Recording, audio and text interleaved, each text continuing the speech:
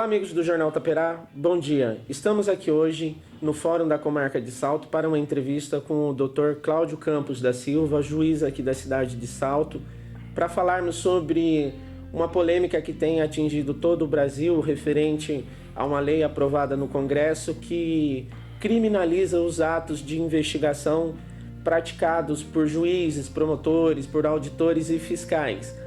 Todas as entidades que representam essas categorias têm feito manifestações pedindo ao presidente Jair Bolsonaro que vete, se não a lei toda, mas alguns dos artigos dessa lei, porque entendem que vai limitar, vai dificultar, vai criminalizar a atuação desses profissionais na busca por dados, na investigação. Dr. Cláudio, nós do jornal agradecemos a gentileza de nos atender e queria saber do senhor o seguinte: por que a gente tem visto tantos protestos contra essa lei que está na mão do presidente Jair Bolsonaro e que visa criminalizar os abusos de autoridade? Bom dia, Nelson. Bom dia aos amigos do Jornal Taperá. Agradeço o convite, a oportunidade de poder falar com vocês e até esclarecer esses pontos, né, que são bastante importantes. Esses protestos das entidades contra essa lei, esse projeto de lei que foi aprovado por último na Câmara, né, já tinha passado pelo Senado em 2017 e agora foi aprovado em regime de urgência na Câmara. Eles tentam demonstrar para a sociedade algumas falhas, alguns problemas nesse novo projeto de lei que podem, de fato, dificultar ou mesmo inviabilizar a atuação não apenas de quem investiga, né, das polícias judiciárias, Polícia Federal, Polícia Civil, do Ministério Público, mas de quem julga, né, dos juízes, e também de quem faz esse policiamento ostensivo. No nosso caso aqui em Salto, a Polícia Militar e a Guarda Civil Municipal. É um projeto de lei que tem algumas falhas, gera muita insegurança para quem atua, né, na área da investigação ou da repressão, e que pode, de fato, dificultar o trabalho de quem visa o combate ao crime ou mesmo a investigação de quem comete esses crimes. O senhor consegue nos dar um exemplo do que seria essa limitação? O que vai mudar hoje na rotina do senhor enquanto juiz, da Guarda Municipal que pegou um criminoso, ou da Polícia Civil que investigou um crime e trouxe um processo na mão do senhor? Me dá um exemplo de onde ocorreria essa criminalização da atuação de vocês. Claro. Primeiro só deixa eu fazer uma observação, assim, as entidades, isso é bastante importante ficar claro, as entidades não são contra a revisão da lei de abuso de autoridades. A gente tem uma lei antiga da época do regime militar, é a Lei 4898 de 65, que é uma lei que prevê poucas situações como abuso de autoridade e confere penas muito brandas, muito pequenas. Então, há sim uma necessidade de uma nova lei, de revisar, de colocar a prática dos abusos de autoridade nos padrões que a sociedade entende como necessários de serem punidos. Os abusos precisam ser investigados, os abusos precisam ser punidos. Mas o problema é que esse projeto de lei novo, ele traz essas situações, e eu vou dar alguns exemplos, que são ruins. Então, por exemplo, ele tem como situação, tipifica como crime, né, prevê como crime o uso de algemas quando a pessoa não oferecer risco de fuga. O problema é que ele traz uma coisa que se chama em direito conceitos penais abertos, que geram muita margem para interpretação. Você não tem uma segurança de que a forma como a pessoa está praticando o ato, ela gera ou não um abuso de autoridade. Então, por exemplo, quando fala do uso de algemas, fala assim, quando a pessoa não oferecer risco de fuga. E é muito difícil um policial ou um guarda municipal saber, no momento em que ele detém uma pessoa que comete um crime, se ela oferece ou não risco de fuga.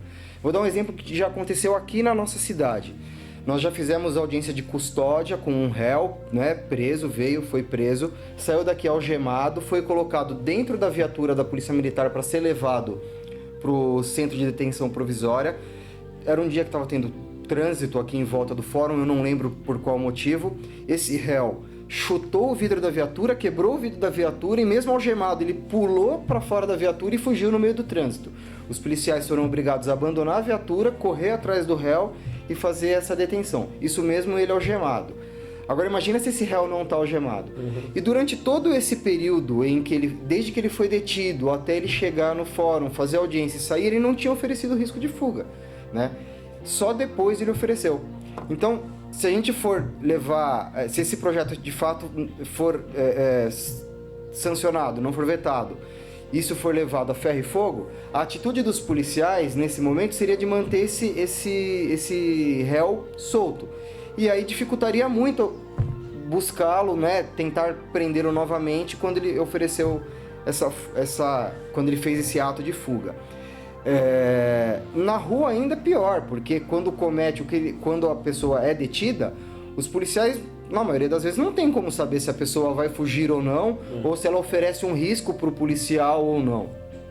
Se ele vai reagir, se ele vai tentar agredir o policial, ou mesmo depois da revista, antes da revista, se ele não tem alguma coisa que possa ser usado. Então, é uma coisa que gera insegurança logo nesse primeiro momento da repressão, da detenção. Gera essa insegurança se a pessoa, né, pode ou não algemar, né, se deve ou não algemar, se o uso da algema vai ser considerado abusivo ou não. Já em relação, por exemplo, à magistratura, fala-se em decretar a prisão fora das hipóteses legais. Existem milhões de discussões jurisprudenciais, doutrinárias, sobre cada uma das hipóteses de cabimento, por exemplo, da prisão preventiva ou da prisão temporária.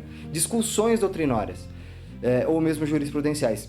Se você for conversar aqui no fórum principal, nós somos em 3 juízes, os 3 com competência criminal. Se você for conversar com os 3, é muito provável que cada um dê uma interpretação diferente em algum ponto da lei no que tange ao cabimento da prisão preventiva. Então, o Código de Processo Penal fala que vai caber a prisão preventiva para garantia da ordem pública. Esses são os termos do Código. Garantia da ordem pública, conveniência da instrução criminal ou da aplicação da lei penal ou garantia da ordem econômica. Você percebe que só pelos termos é uma coisa que exige a interpretação do juiz. Garantia da ordem pública. O que fere, o que coloca em risco a ordem pública? Então, eu interpreto de uma forma, o outro juiz interpreta de uma outra forma. Então, com a manutenção da lei, o que pode acontecer? Eu posso decretar uma prisão fundamentando que há risco à garantia da ordem pública, porque eu posso entender que naquele caso concreto, aquela pessoa que eu estou determinando que fique presa, caso fique em liberdade, ela pode oferecer risco de voltar a cometer um crime, ou mesmo de colocar sob ameaça a vítima ou as testemunhas que podem não vir ao processo depor. E essa é a minha interpretação. Aí o advogado pode recorrer e esse processo vai para o tribunal. Quando chega no tribunal, a visão do desembargador ou dos desembargadores que vão julgar esse recurso, esse habeas corpus no caso, pode ser diferente. Pode falar, não, olha, é uma pessoa que não tem um histórico aparente, a interpretação dos fatos concretos não levam a crer que ele ofereça esse risco de reiteração criminosa, de cometer um novo crime caso permaneça preso, então é o caso dele ficar em liberdade. E aí o que acontece? Essa minha decisão de colocá-lo preso, de mantê-lo preso, pode ser considerada um crime, né? E o advogado da parte pode acionar. Exatamente, isso pode... Você pela sua decisão. Exatamente. Isso pode até virar uma forma de coação dos juízes, dos policiais ou dos promotores, na atuação, principalmente na esfera criminal. E tem situações até piores. Tem um dispositivo da lei que fala em decretar bloqueio de bens em valor superior ao necessário para a satisfação da dívida. Num processo civil ou num processo de família, a parte deve um determinado valor, a gente vai lá e faz um bloqueio por meio do sistema do Bacenjude, lança um valor lá para bloquear. E aí o sistema, ele replica isso. Então, suponhamos que a pessoa tem uma dívida de R$5.000, eu lanço para que seja feito um bloqueio de R$5.000. Mas essa pessoa pode ter diversas contas, pelos mais variados motivos. Então, suponhamos que essa pessoa tenha 8 contas bancárias, 5 contas bancárias, 3 contas bancárias, e tenha saldo em todas as contas. O sistema vai bloquear o valor em todas as contas. É o sistema que faz isso, não é o juiz. E aí, isso pode também ser interpretado como um bloqueio de valores superiores ao valor necessário para a satisfação do crédito. Pode dar margem à interpretação de prática de um crime pelo juiz que determinou o bloqueio. Caramba. Então são situações que praticamente inviabilizam a atuação, né? E os termos que são utilizados na legislação, nesse projeto de lei, eles são demasiadamente genéricos. Aí eles falam assim: quando manifestamente houver resistência à prisão, no caso do algema. O que é manifestamente? Vai gerar interpretação do que é manifestamente. Sem justa causa. Esse manifestamente ele é repetido várias vezes. Estender de forma injustificada a investigação. Quem que vai interpretar se é injustificado ou tem justificativa a polícia continuar investigando uma determinada pessoa por um período maior? A Lava Jato é um exemplo, né? Que Exatamente. Começou de um posto de lavagem de carro e virou um... Exatamente.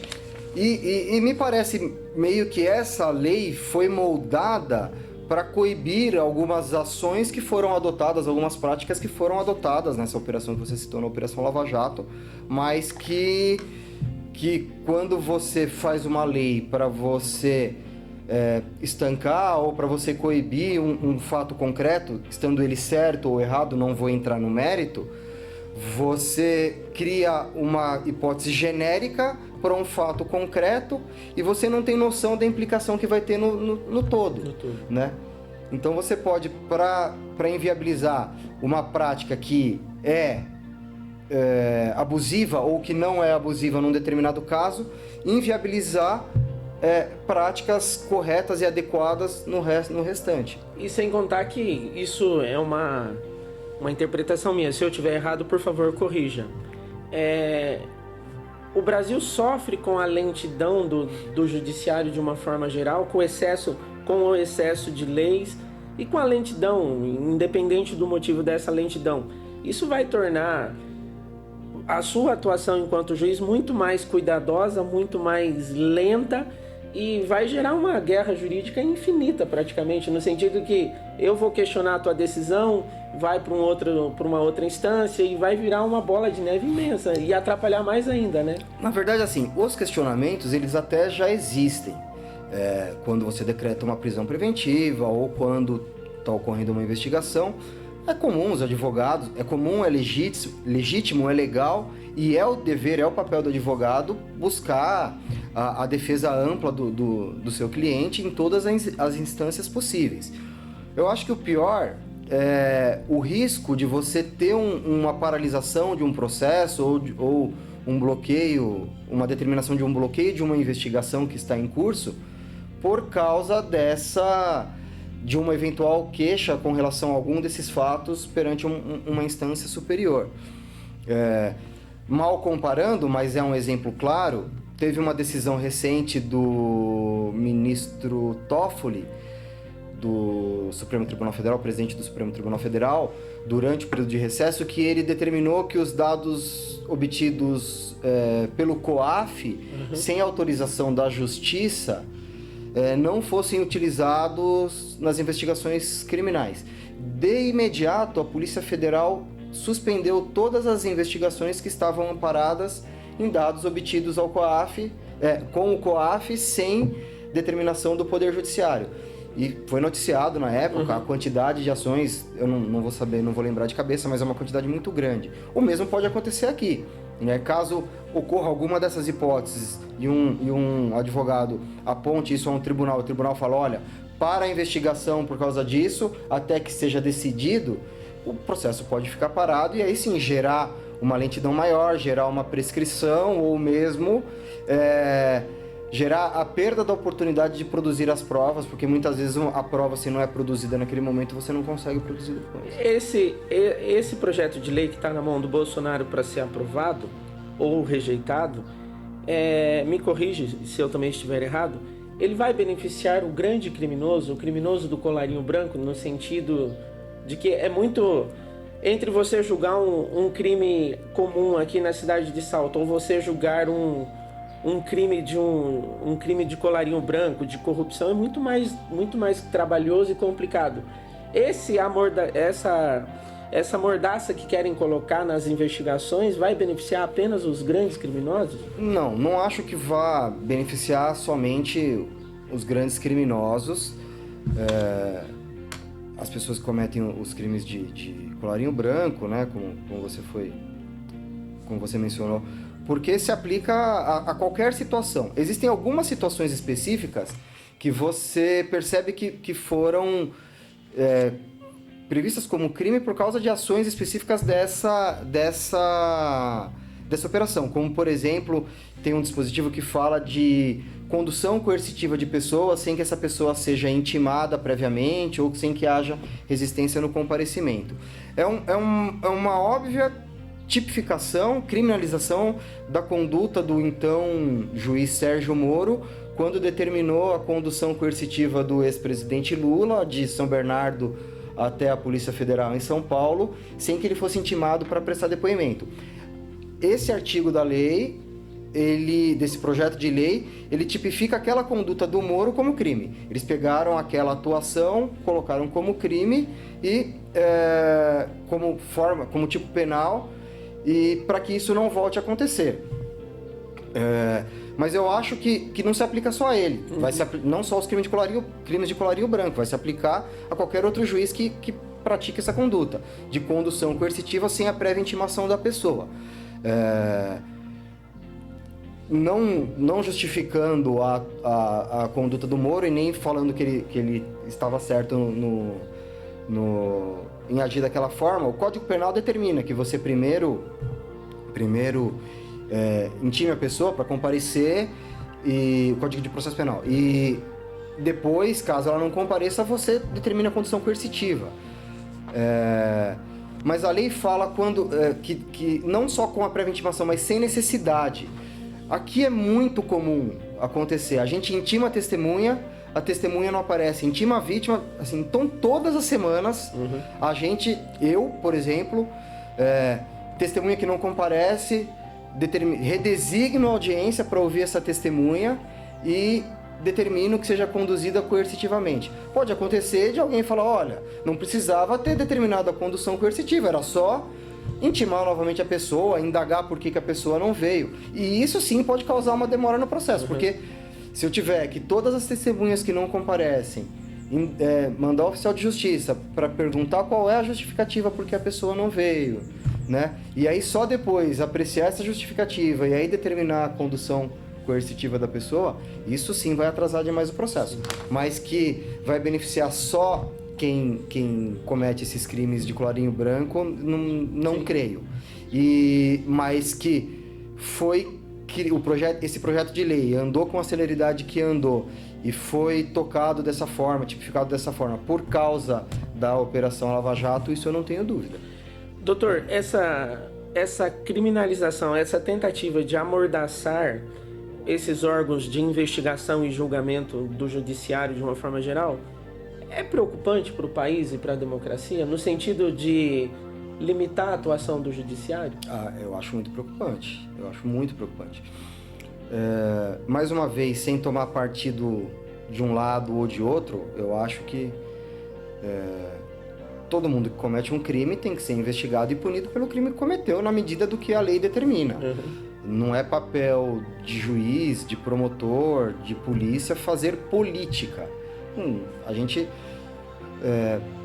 o Poder Judiciário e todos os órgãos que o auxiliam, que atuam em conjunto, né, que também são protagonistas nessa atuação, as polícias, Ministério Público, a OAB, mas principalmente as polícias, o Ministério Público e o Poder Judiciário, eles são compostos por pessoas que são concursadas.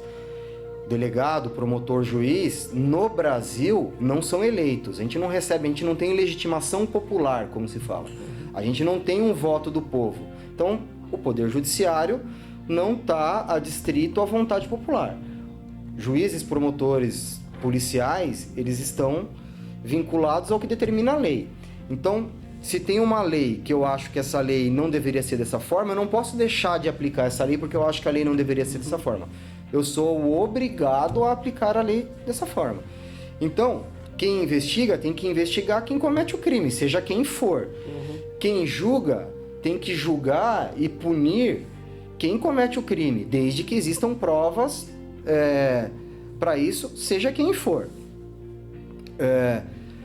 Se você começa a podar e a gerar represálias para quem faz a investigação e para quem pune, o que acaba acontecendo é que muita gente vai se sentir desestimulada, desencorajada ou mesmo amedrontada de investigar, de prender ou de punir quem precisa ser punido. Mais uma vez, voltando a esclarecer, eu não sou a favor do abuso de autoridade. Eu acho que o abuso de autoridade ele tem que ser investigado e punido em todos os casos. Mas você não pode fazer da parte o todo. Você não pode tomar uma minoria que comete um abuso como representante de uma maioria que atua da forma correta. Sim. Você não pode achar que todos os policiais, todos os promotores, todos os juízes praticam um abuso de autoridade. Né? Então a gente tem que ter uma legislação que puna quem erra, que permita a investigação contra quem erra, quem comete o abuso de autoridade, mas que permita que as polícias, o Ministério Público, a Receita Federal, o Poder Judiciário prossigam na sua atuação, principalmente agora que começou-se a punir quem nunca tinha sido punido anteriormente. Chegou nas esferas em que não se chegava e que toda a população clamava e toda a população reclamava de que as pessoas mais poderosas, né, com um maior poder político, um maior poder econômico, não recebiam uma punição. Dr. Cláudio, por gentileza, a Lava Jato ela é um divisor de água no avanço do judiciário, no avanço do combate à corrupção de uma forma geral, como o senhor mesmo falou. Mas, por outro lado, a gente também tem visto, principalmente a partir daqueles áudios, daquelas informações que foram divulgadas na Operação Vaza Jato, bem entre aspas, possíveis erros de conduta, possíveis atuações questionáveis, tanto da promotoria quanto do próprio juiz que atuavam lá na questão da Operação Lava Jato. De uma forma geral, como que é feita a investigação e o controle dos limites do judiciário?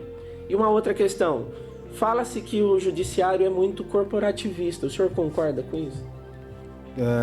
Vou começar por essa última pergunta. Eu acho que não.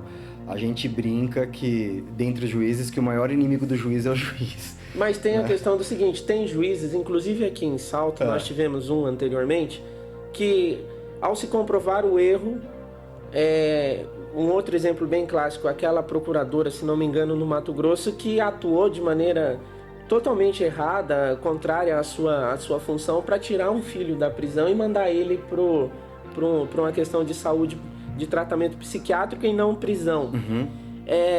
O juiz que comete crime, ele é afastado, mas continua recebendo seus salários. Isso não é corporativismo? Vamos lá. Essa previsão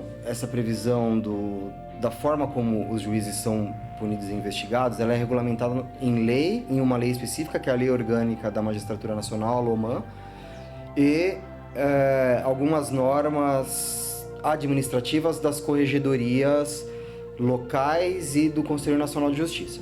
Então, como é que funciona, né, para a gente pegar o fio da meada?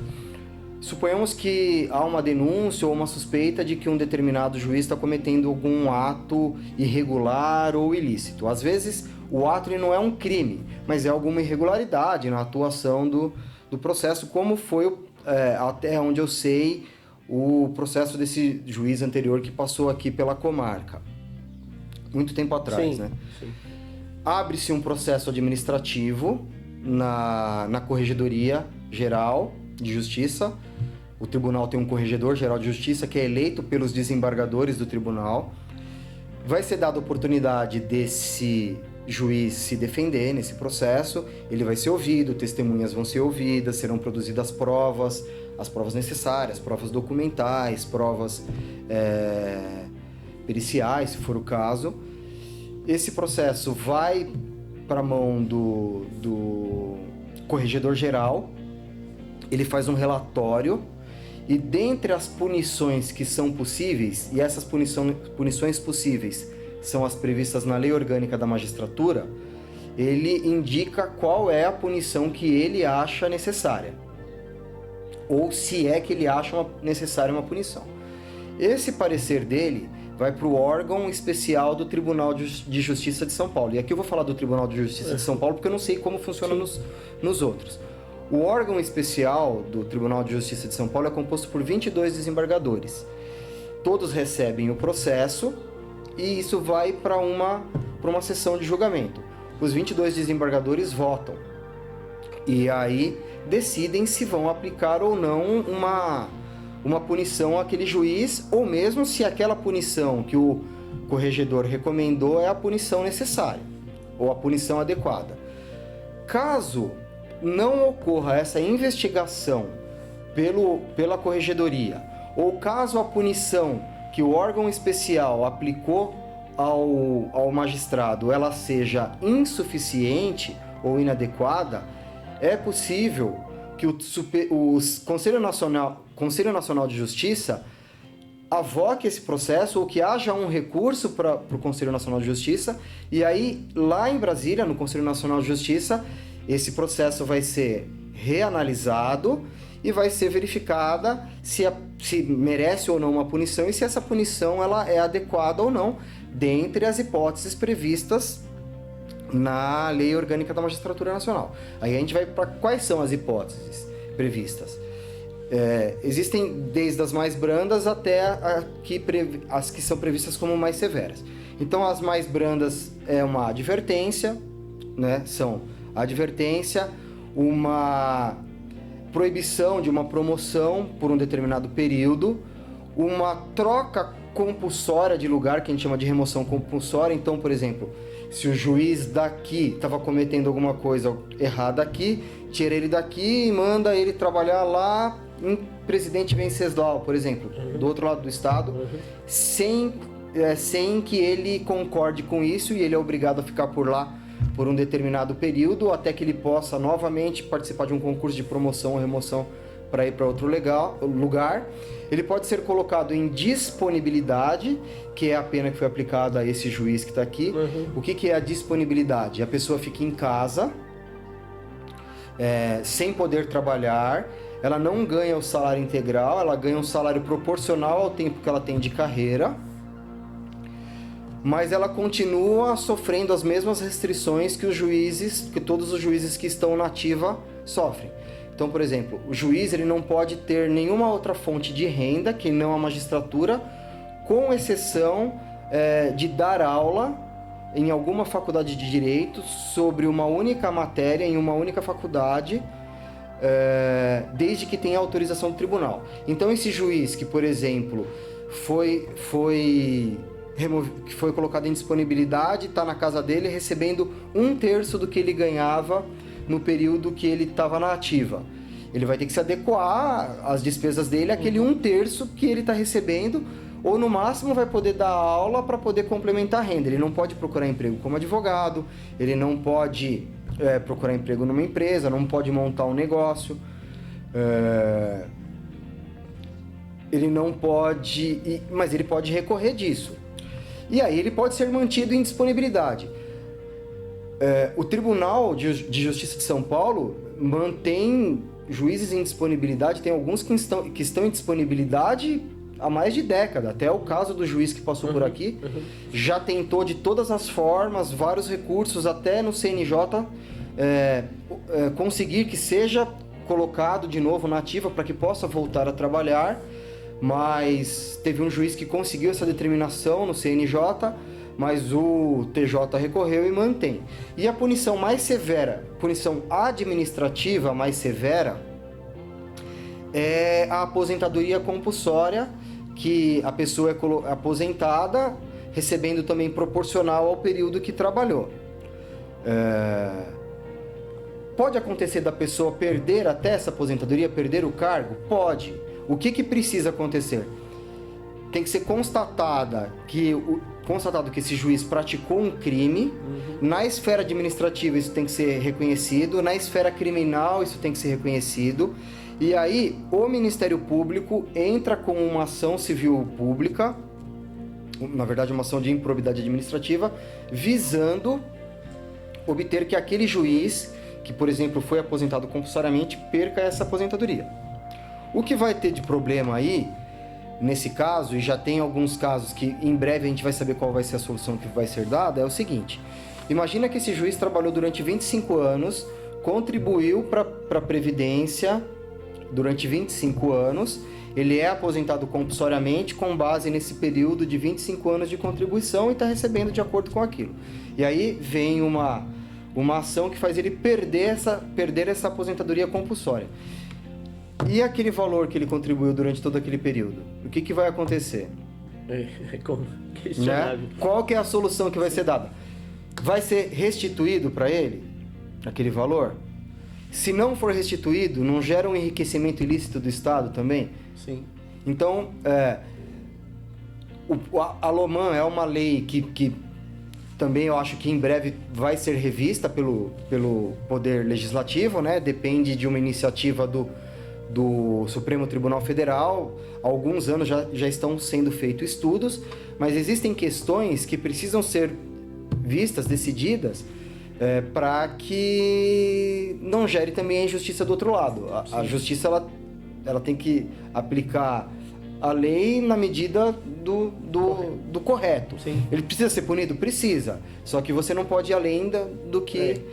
E isso pode gerar até um dano maior para o Estado, porque vai saber se o valor que ele contribuiu de todo esse período, se por exemplo tiver que restituir, se essa pessoa que perdeu essa aposentadoria entra com uma ação, consegue uma decisão judicial que fala, olha, tá bom, já que é assim ele perde a aposentadoria, mas tudo que ele contribuiu durante o período vai ter que ser devolvido com juros e correção. Vai saber se o valor que vai ter que ser devolvido não é maior do que o valor que ele vai obter com a aposentadoria até o período que ele... Sim. Permanecer vivo. Para a gente encerrar, doutor, qual é a perspectiva que as entidades que organizaram aquelas manifestações ontem no Brasil têm em relação ao posicionamento do presidente Jair Bolsonaro?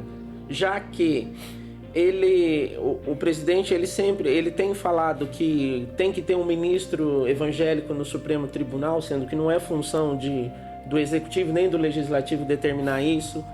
Ele sempre criticou a investigação que o COAF fez envolvendo o filho dele, o senador Flávio Bolsonaro, na questão lá do Queiroz, aquela questão toda da época dele enquanto deputado estadual. Qual é a perspectiva que as entidades têm em relação a esse veta ou não veta o projeto de lei que criminaliza o abuso de autoridade? A perspectiva das entidades, ela tem um aspecto puramente técnico, sem entrar na questão da motivação política de um eventual veto ou não. O que as entidades têm pedido, o motivo pelos quais as entidades têm pedido o veto, ainda que seja um veto parcial, é pela questão técnica, né? Unicamente por causa dessas falhas técnicas na elaboração do projeto. Então, a esperança é de que o projeto seja vetado como um todo para que ele possa retornar à Câmara ou ao Senado. Inclusive, esse é um pedido de alguns senadores que foi apresentado ontem, se não me engano, 37 senadores, para que esse projeto de lei seja debatido e discutido com a atual legislatura, porque pelo Senado passou na legislatura anterior, com a oitiva da sociedade civil, dos representantes, para que demonstrem qual é, de fato, o interesse da sociedade, porque o Poder Legislativo é o representante da sociedade, e aí sim se chegue a uma votação da forma correta, com o debate correto, e seja aprovado de acordo com o que a sociedade espera que seja aprovado. Dessa forma ou da outra forma.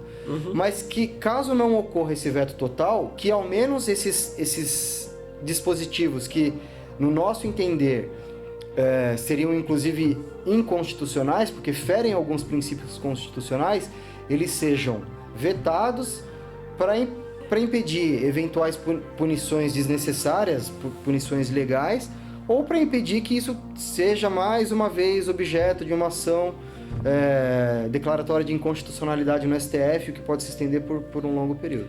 Uma última questão. O brasileiro deve continuar acreditando no Poder Judiciário e por quê?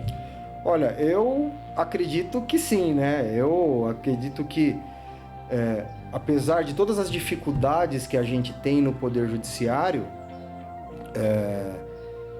apesar das informações muitas vezes não serem claras sobre o que acontece, da nossa parte há um tremendo esforço para que a gente consiga fazer o Poder Judiciário funcionar, para que a gente consiga fazer a justiça chegar até os cidadãos. Eu vou dar um exemplo, eu não posso falar por todo mundo, eu vou falar por mim. Agora em outubro faz 4 anos que eu estou trabalhando aqui em Salto. Desde que eu cheguei aqui na minha vara, a gente já conseguiu reduzir em mais de 1.000 processos a quantidade de ações em andamento. A quantidade de processos pendentes de julgamento, a gente reduziu 1.700 processos pendentes de julgamento, ou seja, processos em andamento, a gente tem, que ainda não tem sentença, eu tenho 2.000 processos, quando eu cheguei eram 3.700.